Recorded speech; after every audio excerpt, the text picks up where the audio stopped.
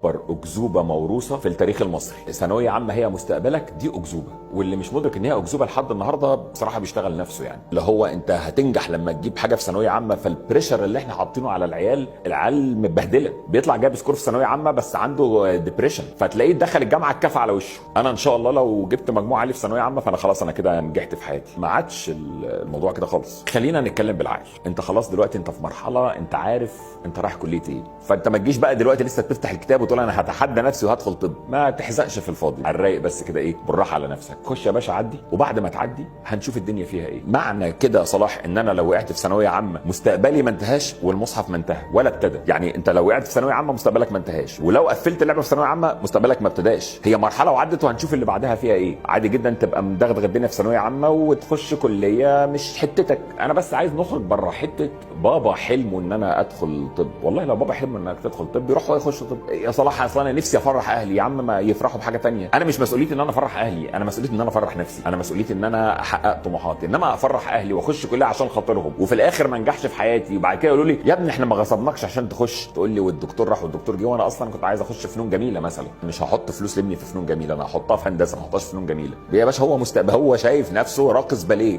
ادفع له فلوس في معهد الباليه. ما يا جدعان بطلوا حته ان انا اللي هصرف على ابني فانا اللي هحدد مستقبله دي. والله العظيم الموضوع بيعمل مشاكل.